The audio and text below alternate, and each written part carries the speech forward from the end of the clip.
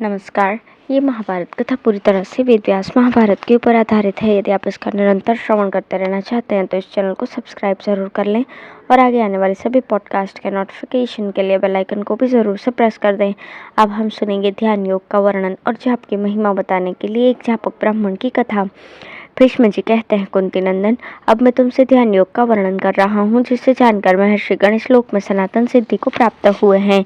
योगियों को चाहिए कि वे सर्दी गर्मी आदि द्वंद्वों को सहन करते हुए नित्य सत्वगुण में स्थित रहे और सब प्रकार की आसक्तियों से मुक्त होकर शौच संतोष आदि नियमों का पालन करते हुए ऐसे स्थानों पर ध्यान करें जहाँ स्त्री आदि का संसर्ग तथा ध्यान विरोधी वस्तुएं न हो, जहाँ मन में पूर्णतया शांति बनी रहे।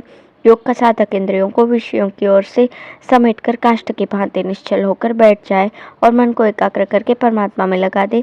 उस समय ध्यान में इस प्रकार मग्न हो जाए कि कानों में कोई शब्द न सुनाई दे, त्वचा से स्पर्श का अनुभव न हो, आँख से रूप का, जिह्वा से रस का तथा नासिका से सुगंधित वस्तुओं का पता न चले, पांचों इंद्रियों को मोह में डालने वाले विषयों की इच्छा ही न हो। बुद्धिमान योगी पहले इंद्रियों को मन में स्थिर करे, फिर पांचों इंद्रियों सहित मन को ध्यान में एकाग्र करे। इस प्रकार प्रयत्न करने से पहले तो कुछ देर के लिए इंद्रियों सहित मन स्थिर हो जाता है, किंतु फिर बादलों में चमकती हुई बिजली की तरह वो बारंबार विषयों की ओर जाने के लिए चंचल हो उठता है। जैसे पत्ते पर पड़ी हुई पानी की बूंद सब ओर से हिलती रहती है, उसी प्रकार ध्यान मार्ग में स्थित साधक का मन भी चलायमान होता रहता है।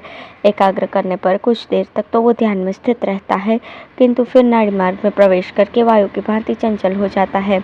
ऐसे विक्षेप के समय ध्यान योग को जानने वाले साधक को खेद या चिंता नहीं करनी चाहिए, बल्कि आलस्य और मात्सर्य का त्याग करके ध्यान के द्वारा मन को पुनः एकाग्र करने का प्रयत्न करना चाहिए। योगी जब ध्यान का आरंभ करता है तो पहले उसके द्वारा क्रमशः विचार, विवेक और वितर्क नामक ध्यान होते हैं।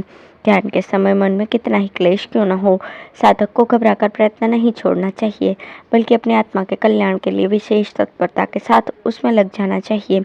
प्रतिदिन मन और इंद्रियों को ध्यान मार्ग में स्थापित करके योगाभ्यास करने से इंद्रियों सहित मन अपने आप शांत हो जाता है। इस प्रकार मनोनिग्रह पूर्वक ध्यान करने वाले योगी को जो दिव्य सुख प्राप्त होता है, वो मनुष्य को किसी उद्योग से या देव की सहायता से भी नहीं मिल सकता। ज्यों ज्यों ध्यान जनित सुख का अनुभव होता है, त्यों ही त्यों ध्यान में अनुराग बढ़ता जाता है। इस प्रकार योगी लोग ध्यान के द्वारा सुख दुख शोक से रहित निर्वाण को प्राप्त कर लेते हैं। युधिष्ठिर ने पूछा, जप करने वाले लोगों को किस फल की प्राप्ति होती है? उन्हें किन लोकों में स्थान मिलता है? जप की विधि क्या है? जापक किसे कहते हैं और जप करने योग्य मंत्र क्या है? ये सारी बातें मुझे बताइए, क्योंकि आप सर्वज्ञ हैं। भीष्म जी ने कहा, इस विषय में जानकार लोग यमकाल और ब्राह्मण के संवाद में एक प्राचीन इतिहास का उदाहरण दिया करते हैं। हिमालय पर्वत के पास एक महायशस्वी धर्मात्मा ब्राह्मण रहा करता था। वो पिप्पलाद का पुत्र था और कौशिक वंश में उत्पन्न हुआ था। वेदों में उसने पूर्ण विद्वता प्राप्त की थी और 6 अंगों का तो उसे अपरोक्ष ज्ञान था। वे सदा उसकी जिह्वा पर रहते थे। एक बार वो संहिता गायत्री का जप करते हुए तपस्या में प्रवृत्त हुआ। इस नियम का पालन करते हुए उसने 1000 वर्ष बिता दिए। तदंतर सावित्री देवी ने प्रत्यक्ष दर्शन देकर कहा, ब्रह्मर्षि, मैं तुम पर बहुत प्रसन्न हूँ। बताओ क्या चाहते हो? तुम्हारी कौन सी इच्छा पूर्ण करूं? देवी का ऐसा कहने पर वो धर्मात्मा ब्राह्मण बोला, सुबह इस मंत्र के जाप में मेरी इच्छा बढ़ती रहे, मन में एकाग्रता और दिनों दिन उन्नति हो। ये सुनकर देवी ने मधुर वाणी में उत्तर दिया, तुम जैसा चाहते हो वही होगा। मैं ऐसा प्रयत्न करूंगी जिससे तुम्हें नित्य सिद्ध ब्रह्मधाम की प्राप्ति हो। इसके सिवा इस समय जो तुमने मुझसे वरदान के रूप में मांगा है वो भी पूरा होगा। तुम एकाग्रचित होकर नियम पूर्वक जाप करो। धर्म स्वयं तुम्हारे पास आएगा। काल, मृत्यु तथा यम भी तुम्हारे निकट पधारेंगे। यहाँ उन लोगों के साथ तुम्हारा धर्म के विषय में विवाद होगा। भीष्म जी कहते हैं, यह कहकर सावित्री देवी अपने धाम को चली गईं।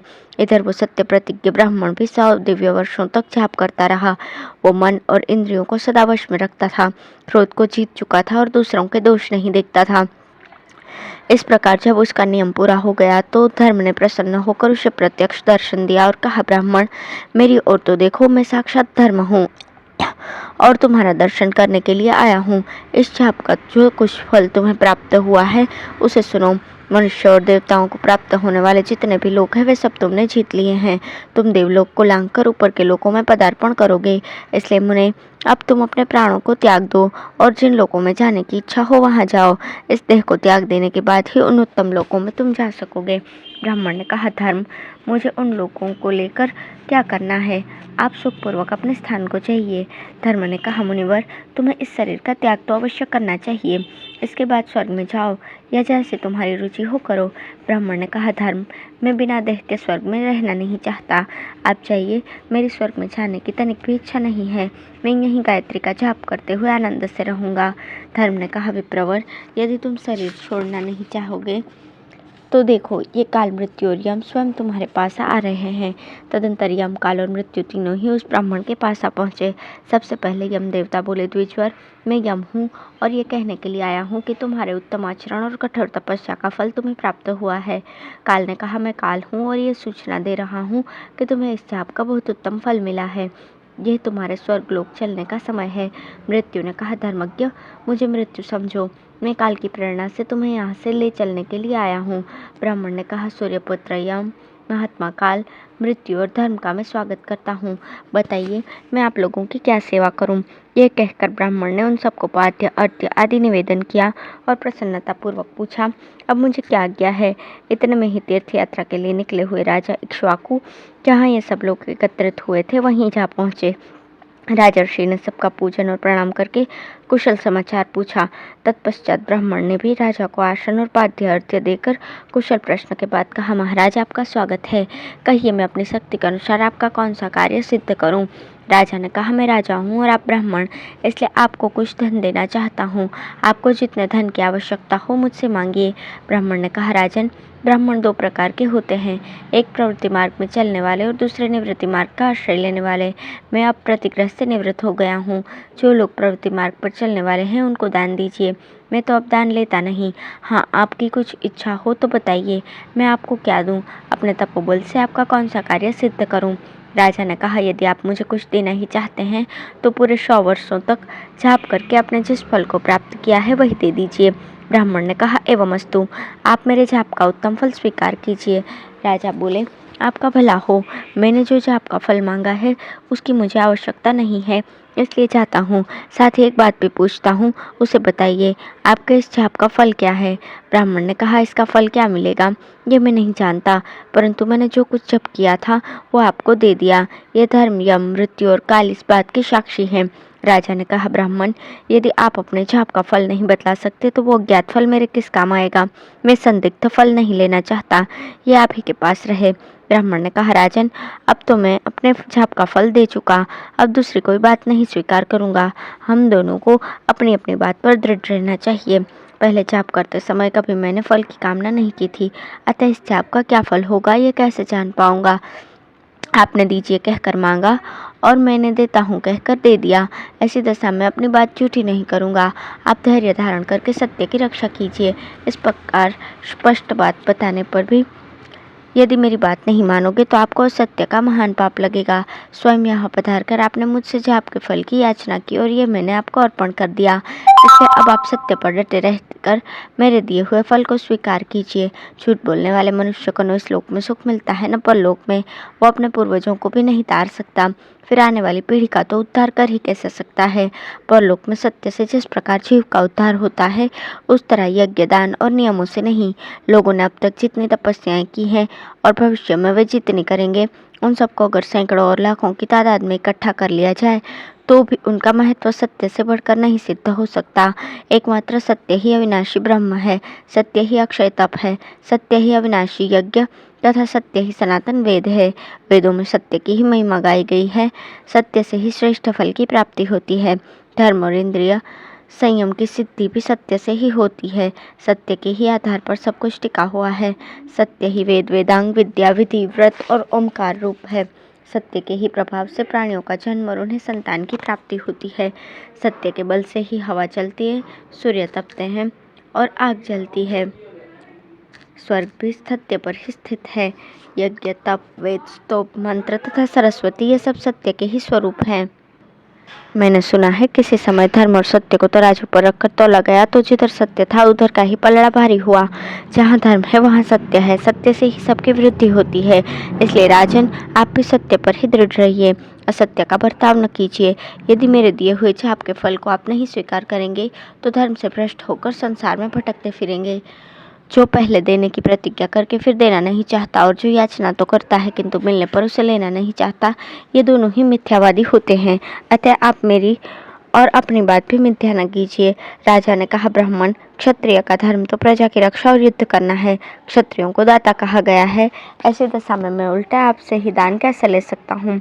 ब्राह्मण ने कहा, राजन, दान लेने के लिए मैंने आपसे प्रार्थना नहीं की थी और न मैं देने के लिए आपके घर आया था। आपने स्वयं यहाँ आकर मांगा है, अब लेने से इनकार क्यों करते हैं? राजा ने कहा, विप्रवर, यदि आपने अपने जाप का उत्तम फल देने का ही निश्चय किया है तो ऐसा कीजिए, हम दोनों के जो भी पुण्य फल हो उन्हें एकत्र करके दोनों साथ ही भोगें। ब्राह्मणों को दान लेने का अधिकार है और क्षत्रिय केवल दान देते हैं, लेते नहीं। इस धर्म को आपने सुना होगा। अतः हम लोग साथ ही साथ दोनों कर्मफलों का उपभोग करें, अथवा आपकी ऐसी इच्छा न हो तो साथ रहकर कर्मफल भोगने की आवश्यकता नहीं है। उस अवस्था में मैं यही प्रार्थना करूंगा कि आप मेरे शुभ कर्मों का पूरा फल स्वीकार कर लें। यह आपका मेरे ऊपर महान अनुग्रह होगा। ब्राह्मण ने कहा, राजन, आपके मांगने पर मैंने जो कुछ देने की प्रतिज्ञा की है उसे ले लीजिए, क्योंकि वो मेरे पास आपकी धरोहर के रूप में रखा है। यदि नहीं लेंगे तो मैं आपको श्राप दे दूंगा। राजा ने कहा, जिसके कार्य का यहाँ ऐसा परिणाम निकला उस राजा के धर्म को धिक्कार है। अब तो मुझे आपके समान फलभागी होने के लिए ही ये दान स्वीकार करना है। आज से पहले किसी के सामने कुछ लेने के लिए मैंने हाथ नहीं फैलाया था, किंतु आज ऐसा करना पड़ा है। आप जिसे मेरी धरोहर मानते हैं वो दीजिए। ब्राह्मण ने कहा, राजन, मैंने गायत्री का जाप करके जितना भी पुण्य संग्रह किया है वो सब आप ले लीजिए। राजा ने कहा, विप्रवर, मैं भी अपने हाथ में संकल्प का जल ले चुका हूँ। अब आप भी मेरा दान ग्रहण कीजिए, जिससे हम लोग साथ ही साथ रहकर समान फल के भागी हों। भीष्म जी कहते हैं, तदंतर उस ब्राह्मण ने राजा का अनुरोध मान लिया और वहां आए हुए धर्म, यम, काल तथा मृत्यु का पूजन करके उन सबको प्रणाम किया। राजा और ब्राह्मण के उपयुक्त निश्चय को जानकर देवराज इंद्र भी बहुत से देवताओं और लोकपालों के साथ वहां उपस्थित हुए। साध्य, विश्वदेव, मरुदगण, नदी, पर्वत, समुद्र और तीर्थों का भी शुभागमन हुआ। तप, वेद, वेदांत, स्तोप, सरस्वती, नारद, पर्वत, विश्वावसु, हाहा, हूहू परिवार सहित चित्रसेन, नाग, सिद्ध, मुनि, प्रजापति और अचिंत्य स्वरूप भगवान विष्णु ने भी वहां दर्शन दिया। उस समय आकाश में भेरी और तुरही आदि बाजे बज रहे लगे थे। फूलों की वर्षा हो रही थी। तदंतर जापक ब्राह्मण और राजा इक्ष्वाकु दोनों ने एक साथ ही अपने मन को सब विषयों से हटा लिया।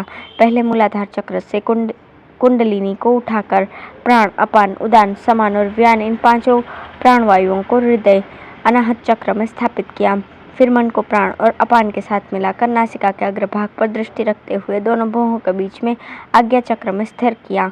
इस प्रकार मन को जीतकर दृष्टि को एकाग्र करके प्राण सहित मन को मूर्धा में स्थापित कर दिया और दोनों ही समाधि में स्थित हो गए। उस समय उनके शरीर हिलते डुलते नहीं थे, दोनों ही जड़ की भांति चेष्टाहीन हो गए थे। इतने में ही उस महात्मा ब्राह्मण के ब्रह्मरंध्र का भेदन करके एक ज्योतिर्मय प्रकाश निकला और सीधे स्वर्ग की ओर चल दिया। फिर तो चारों ओर बड़े जोरों से कोलाहल मचा। सब लोग उस दिव्य प्रकार की स्तुति करने लगे। प्रादेश के बराबर लंबे पुरुष का आकार धारण किए जब वो तेज ब्रह्मा जी के पास पहुंचा तो उन्होंने आगे बढ़कर उसका स्वागत किया और मीठी वाणी में कहा, ब्राह्मण देव, योगियों को जो फल मिलता है वो जाप करने वालों को भी मिलता है, बल्कि जाप करने वालों को योगियों से भी उत्तम फल की प्राप्ति होती है। अतः अब तुम मुझ में निवास करो। आज्ञा पाकर वो ब्राह्मण तेज ब्रह्मा जी के मुख में प्रवेश कर गया। इसी प्रकार राजा इक्ष्वाकु को भी भगवान ब्रह्मा जी में लीन हो गए। तब समस्त देवताओं ने ब्रह्मा जी को प्रणाम करके कहा, भगवान, आपने जो उस ब्राह्मण का आगे बढ़कर स्वागत किया है, इससे जान पड़ता है जाप करने वाले को योगियों से भी श्रेष्ठ फल मिलता है। इस जापक ब्राह्मण को सद्गति देने के लिए ही आपने ये सारा उद्योग किया था। हम लोग भी उसी को देखने के लिए यहाँ आए थे। आपने ब्राह्मण और राजा दोनों को एक सा आदर देकर समान फल का भागी बनाया है। आज हम लोगों ने जाप के महान फल को अपनी आंखों से देख लिया है।